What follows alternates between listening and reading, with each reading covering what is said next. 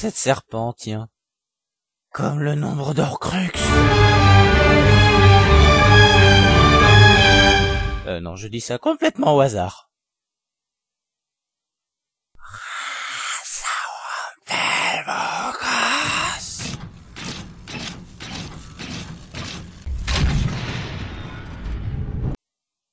Ils avaient du bon matos quand même il y a 1000 ans.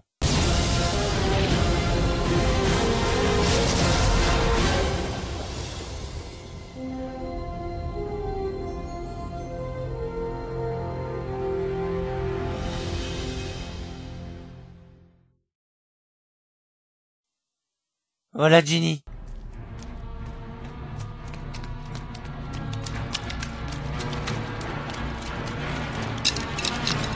Bon, merde, c'est vrai que ne plus vivre chez les Dursley est cool, mais si j'abandonne Ginny, je vais sûrement perdre mon statut de héros. Que dois-je faire? Que dois-je faire?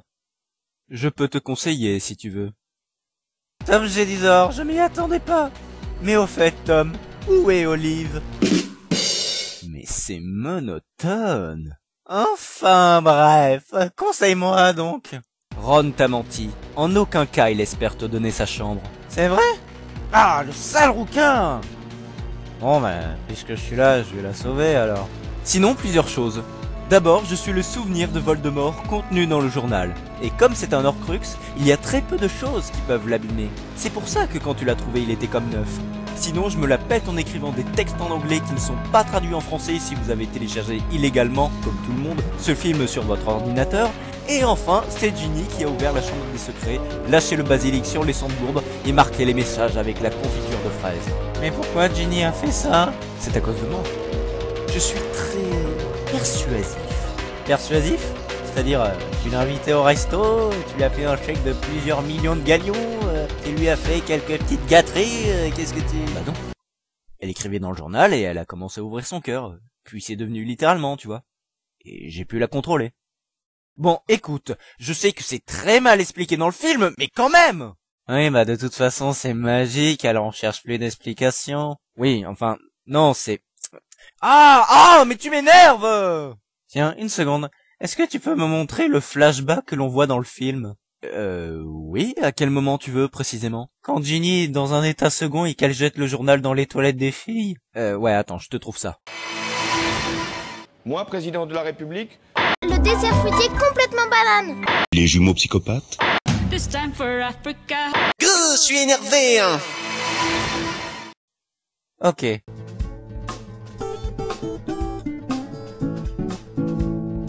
Donc, Ginny a lancé le journal dans une toilette. Alors comment ça se fait que je l'ai trouvé sur le sol à 1 ou 2 mètres de la cuvette? Eh bien, rappelle-toi, il y avait une inondation. Donc on peut penser que l'eau de la cuvette est remontée et le journal a été déplacé. 1. Si on suppose l'inondation, on suppose donc que c'est Mimi Géniarde qui a fait ça. Or, c'est un fantôme, donc elle est immatérielle, et donc elle traverse l'eau. 2. Sinon, on peut penser que Ginny a essayé de tirer la chasse et que le journal est remonté, puis déplacé. Or, quand tes toilettes sont bouchées, si tu tires la chasse, je doute fort que tout ce qui est dans la cuvette se retrouve à 1 mètre d'elle.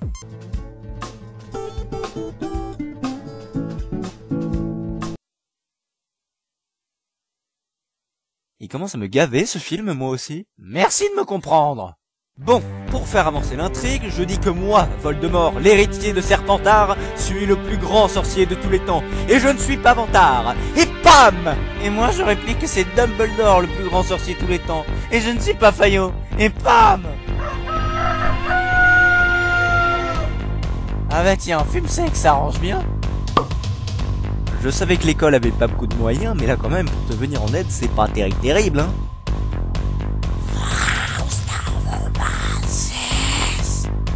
Qu'est-ce qui se trouve là-dedans? Il y a un serpent dans ma... La botte? Non, dans ma grotte. Ah bah oui, sûr.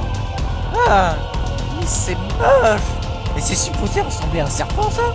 Ah, mais qu'est-ce que je raconte, moi? Faut pas que je le regarde. Moi, je cours. Vas-y, crève-lui les yeux, c'est le fera.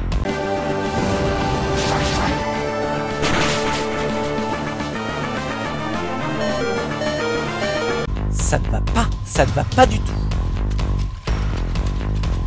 Bordel, mais Ginny se prend pour la Belle au bois dormant ou quoi? Ah! Le monstre du Loch Ness. Une épée, ça arrange bien. Allez, par le pouvoir de la Master Sword, je vais sauver ma princesse.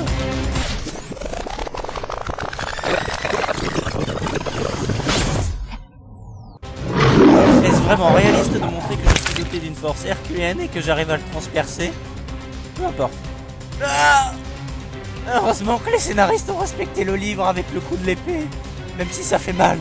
Si ça avait été comme dans la version GBA où je tue le basilic avec ma baguette magique, j'aurais pas eu l'air con avec les Horcruxes.